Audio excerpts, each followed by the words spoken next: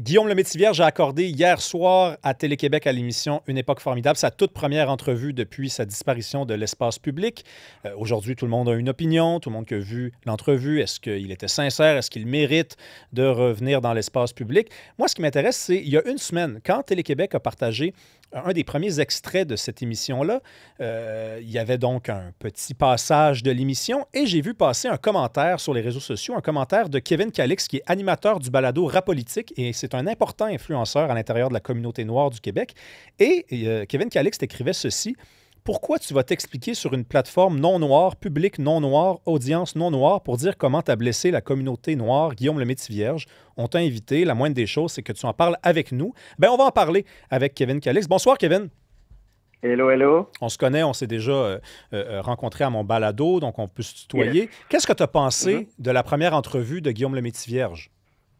Ben, c'est un safe space, un gros PR. Dans le fond, c'est la même façon que quand Marie-Pierre Morin s'est fait cancel, ben, tu sais, elle s'est assise avec son équipe pour pouvoir faire son retour. Quand il a fait l'entrevue, justement, avec Monsieur Bureau, ben, il a choisi avec quelle plateforme qu'il voulait faire. Puis ensuite, je pense que c'était tellement drôle quand Bureau a dit, ah, ben, tu sais, on voit aujourd'hui, tu ne défiles pas, tu es là, puis tu veux comme confronter les questions. Mais quelles questions? Qu'est-ce que Monsieur Stéphane Bureau peut vraiment confronter Guillaume Lemaitre-Vierge, à part du fait que on s'entend que si vraiment c'est du hasard, ben, on s'entend que Guillaume Lemaitre-Vierge devrait jouer genre à la loterie à chaque semaine parce qu'on s'entend que ça a absolument aucun bon sens. Puis qu'on voit des commentaires des personnes qui requestionnent aussi. Ouais, mais peut-être vraiment, tu sais, peut-être qu'il l'a pas vu. Pour moi, juste le fait qu'on est là, qu'on essaie de pouvoir comme douter un peu du non-sens de cette situation-là. Pour moi, c'est une aberration. Même un enfant de 4 ans Ouais. peut savoir que c'est vraiment de la foutaise, puis que moi, je suis là, puis je regarde les commentaires, je lis les commentaires, puis que le monde sont là en train de débattre. Fait que c'est pour ça que moi, pourquoi je vais essayer de me... Tu sais, pourquoi je vais perdre mon temps à essayer de débattre sur la discrimination puis le racisme quand on est rendu là dans le débat. Dans le débat où il y a quelque chose, littéralement, c'est improbable. Puis moi, il faut que je puisse m'asseoir avec des gens pour parler sur la discrimination puis l'oppression. Non, je ne vais pas perdre Ben, mon temps avec ouais, ça. ben, Là. c'est parce C'est qu'en fait, comme, on est rendu là. Là. tu fais référence, Kevin, au fait que durant l'entrevue, il maintient sa version. C'est-à-dire qu'il dit, moi, là, j'ai pris une vidéo avec un arbre, j'ai fait un jeu de mots, et là, ensuite, je suis rentré chez moi, j'ai publié la vidéo, et là, c'est par la suite que j'ai réalisé que sur l'arbre, c'était écrit Nigga. Ça, tu crois pas à cette version-là?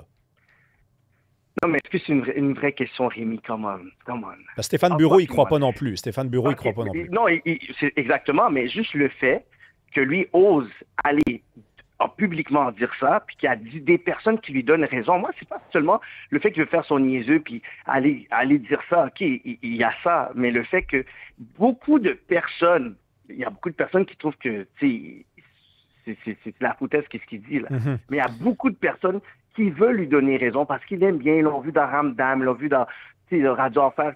Fait que, tu sais, il y a tout ce côté nostalgique avec le personnage de Guillaume Lemaitre-Vierge qui va faire son comeback, puis c'est correct, puis il peut passer au-dessus des communautés pour faire son comeback. Pourquoi je dis que c'est important? C'est que je vais donner une exclusivité. Rémi, c'est moi qui ai trouvé la vidéo en premier. Ah, ouais. Oui, qu'est-ce qui s'est passé? C'est que lorsqu'il a fait son vidéo, une personne caucasienne m'a envoyé le vidéo. Il m'a dit, Hey, Kev, regarde ça. Est-ce que j'hallucine? J'ai regardé le truc, puis je suis comme, j'ai pas compris le vidéo, tu sais, ça passait vite. Je regardais, j'ai mis en loupe. Et quand j'ai vu l'affaire sur l'arbre, j'ai dit, yo, what a crazy joke. C'est comme, OK, tu sais quoi, vu que tu veux faire des jokes, tu veux faire des blagues.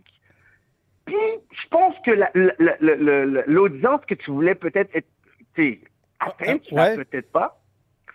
Je l'ai mis sur ma page, à moi. C'est toi qui as mis ça sur ta page Facebook comme ça? C'est moi qui l'ai mis sur ma page Instagram. OK, puis attends une minute. OK, non, c'est gros, c'est ce que tu nous racontes, là. Puis c'est Je pour ça, sais, je c'est pour... savais que... Quand tu m'as contacté tantôt, j'ai dit, je vais donner une bombe à Rémi tantôt. Là. Ouais, ouais, je suis pas sûr que je vous laisse ce cadeau-là, moi. Kevin, on s'en parlera la prochaine fois. Non, mais attends. OK, ce qui m'intéresse, par contre, c'est que tu as essayé de l'approcher par la suite. Tu as voulu lui donner la Après, chance je de lui ai s'expliquer. dit, exactement, je lui ai dit, écoute, regarde, étant donné que c'est quelque chose d'offensant, parce que quand je l'ai mis sur ma page, quelques heures après, c'est là que le Journal de Montréal ont fait leur publication. C'était peut-être vers 11 heures ou minuit. Et là, il y a plein d'influenceurs qui sont venus faire des articles, ils ont fait de leur page, ils ont commencé à parler. Mais la première personne qui a vu le vidéo, c'est moi. Puis, à l'époque, comment vous aviez réagi, vous étant les Noirs, là, les gens de la communauté noire? Parce que c'était une blague qui visait on voulait faire rire, là, la blague de Guillaume Lemaitre-Vierge, mais ça ne vous a pas fait rire, vous. En tout cas, il y a des gens qui ont trouvé ça moins drôle que d'autres. Comment tu avais réagi, toi? Ben, j'ai juste dit, ben, écoute, regarde, tu fais une joke niaiseuse, mais tu sais, amène-la vraiment au niveau que tu veux l'amener. Moi, je vais t'aider à si tu veux faire une bonne joke, je vais t'aider à l'amener où tu voulais l'amener. Ouais. Puis c'est arrivé où est-ce que ça Mais ma arrivé. question, Kevin, c'est est-ce que c'était pour vous une joke ou c'était du racisme?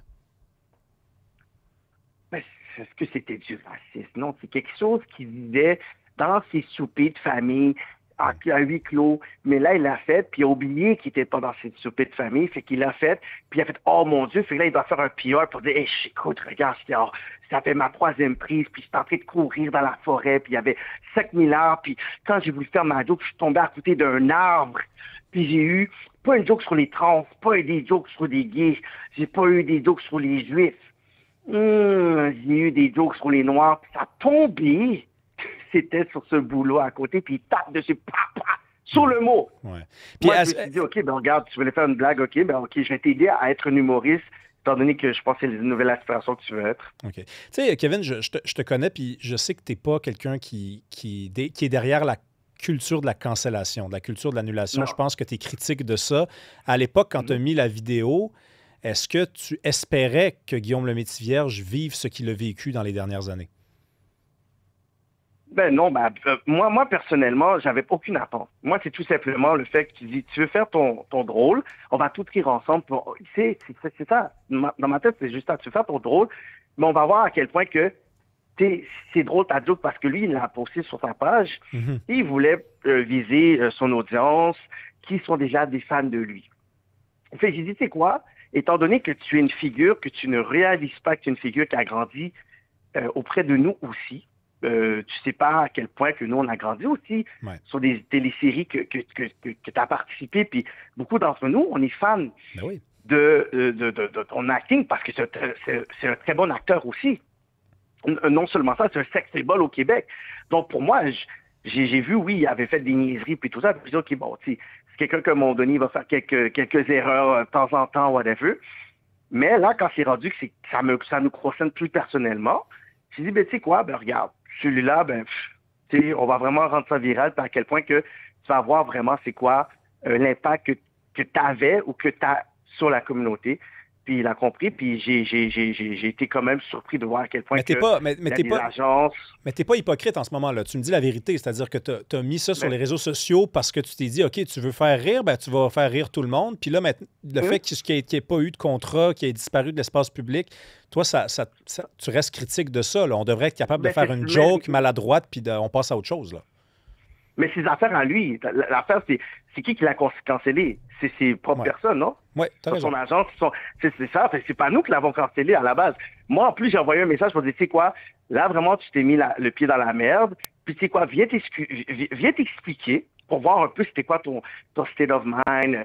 Peut-être que tu avais quelque chose vu sur le cœur. Juste viens d'une plateforme médiatique, juste viens discuter. Mais lui, il a décidé de dire, OK, regarde, il fait une autre vidéo qui ne s'est pas vraiment aidé. Ça a été viral. Puis ensuite, les agences ont dit, regarde, on ne va pas te représenter quelqu'un qui représente des valeurs qui ne sont pas nos valeurs. Fait qu'à la fin de la journée, c'est qui les a cancel? C'est pas nous autres. Oui, non, je sais, mais tu sais comment ça marche. Tu sais comment ça marche, Kevin. C'est-à-dire que oui, c'est pas toi qui le cancel ou ton ami ou l'ami de ton ami, mais c'est la pression. Et la pression, c'est quand elle est mise par des gens que là, après, il y a comme une certaine forme de chantage qui s'exerce, puis c'est insidieux, puis c'est inconscient. Mais on le sait quand on dénonce quelqu'un qu'on contribue à la culture de l'annulation. À la fin de la journée, c'est comme, on hiérarchise qui qu'on veut cancel ou pas. T'sais? Tout dépendant de ça, la joke. T'sais? Il a fait une joke sur notre communauté. On n'avait pas eu ce débat-là. On a dit, c'est sûr qu'il faut que ce soit cancel. Quand c'est la communauté noire, c'est toujours comme une zone grise. T'sais? Là, aujourd'hui... Non, c'est une zone noire, Kevin. Une zone noire, on va dire ça. Qui veut donc dire que c'est toujours comme, on peut débattre, mais ça aurait été notre communauté. Ça aurait été comme flagrant qu'il faut, écoute, c'est inacceptable là-dedans. Fait que c'est ça que moi, dans ma tête, je suis comme, bon, qu'est-ce qui est arrivé avec Guillaume Lemaitre-Vierge? Je m'en fous, littéralement. Qu'ils reviennent pas. Moi, ça me dérange vraiment pas. À la fin de la journée, comme, tu sais, il a fait qu'est-ce qu'il a fait, puis ça, c'est tout simplement le reflet de qui qu'il est à l'intérieur. Tu sais, moi, je vais pas commencer à faire des jokes plates sur une communauté ou des gens. Si tu n'es pas à l'intérieur de moi, je vais pas inventer une joke comme ça. Ouais. Ça, c'est quelque chose ça reflète son idéologie. Il l'a fait, ça n'a pas passé. Puis lui-même est comme, ah, waouh, le Québec a changé. Hein? Ouais. Avant qu'on se laisse, Kevin, je veux t'entendre sur l'expression que tu as utilisée. Moi, on a déjà discuté de ça dans un autre contexte, mais je trouve que la discussion est intéressante à avoir ici. Plateforme non noire, public non noir, audience non noire, ça, c'est comment tu qualifies l'émission Une époque formidable. On est encore là-dedans au Québec à dire ça, c'est une émission non noire, une émission de blanc, un public blanc. Il me semble qu'on avance lentement si on est encore là, Kevin. Mais il a offensé qui? Pardon? Qui a offensé? Il a offensé quelle communauté? La communauté noire. Mais alors, il s'adresse à qui? Oui, mais tu dis public non noir, mais c'est quoi le rapport? Il y a des noirs qui écoutent cette émission-là. Non. Non, mais le public qui était dans la foule. J'ai regardé le public, il n'y avait pas un noir dedans, là. Ah, t'es allé, t'as regardé s'il y avait des noirs dans la salle, t'as fait ça? Mais parce qu'il faut que je fasse un post qui est accurate, right? J'ai regardé l'animateur. Ensuite, les commentaires, j'ai regardé. Il y en a plein, mais j'ai regardé la plupart des commentaires. C'est pas une audience que je vais dire, c'est une audience qui touche les communautés noires francophones. J'ai regardé, puis j'ai dit, mais c'est un safe space, c'est ça le PR. C'est calculé, comme tu connais la game, là, Rémi. Comme, c'est calculé avec le manager, avec l'agent. OK, on va aller voir Stéphane Bureau, il va te challenger, mais pas trop. On va montrer qu'il va te poser des vraies questions. Quelles questions que Stéphane Bureau peut poser à Guillaume Lemaitre-Vierge que nous, on ne peut pas littéralement lui poser vu que c'est nous qui sommes concernés. Oui, mais c'est vrai. Là-dessus, peut-être que tu gagnes un point, peut-être. C'est pour ça, d'ailleurs, que je voulais qu'on se parle ce soir, Kevin. C'est que je voulais pas que tu restes exclu de tout ce processus-là. Je voulais t'entendre là-dessus. Mais tu sais, public non noir, je rêve quand même d'un monde où on est tous québécois. Mais j'attaque les femmes. Imagine, j'arrive, j'attaque les femmes. J'ai quelque chose extrêmement misogyne. Ouais. J'arrive, puis ensuite, je vais aller voir que des hommes pour parler de ça, puis... Oui, mais Kevin, tu sais pas qui regarde Une époque formidable. Si ça se trouve, il y a plein de Noirs qui regardent ça, tu sais. Puis peut-être que tu as mal regardé dans le public, puis qu'il y en avait des Noirs, tu sais. Parce que là... Tu comprends exactement ce que je veux dire. Là, c'est pas j'ai pris l'expression, là, je fais avec les femmes. Fait que moi, j'arrive, j'offense, j'insulte les femmes, puis j'arrive, puis je fais mon meilleur culpa après 1 an, 2 ans, là. Et puis je vais aller voir juste mes boys. Ensuite, j'offense la communauté musulmane. Moi, je reviens, puis je fais une entrevue avec mon boy qui me ressemble. Donc, nous, là. Fait que dans le fond, c'est quoi? Ben, dans le fond, juste faites votre réunion entre salons, puis on s'en fout. Ça ne nous concerne pas. Si vous avez décidé de parler entre vous, vous expliquer en vous. Je comprends. Ensuite, nous, on comprend le message. Mais non, c'est une conversation entre vous. Ça nous regarde absolument pas. Il faut qu'on s'arrête ici, Kevin, mais en tout cas, on sait ce que tu en penses maintenant. Puis je retiens que tu n'as pas de problème avec le fait que Guillaume Lemaitre-Vierge puisse recommencer à travailler. C'est tout le processus un peu que tu trouves un peu dommage comment ça s'est fait. On se reparle très bientôt, Kevin, dans une autre occasion. Après la pause, on parle avec Sophie Mongeon qui nous parle d'un couple. Il y a des gens qui se séparent des fois, puis ça se passe encore plus mal qu'on peut même l'imaginer. Il y a un homme qui va devoir payer 10 000 parce qu'il a monté sa fille contre la mère de sa fille. On parle également à Max Truman du Canadien de Montréal qui reçoit ce soir la visite des Stars de Dallas.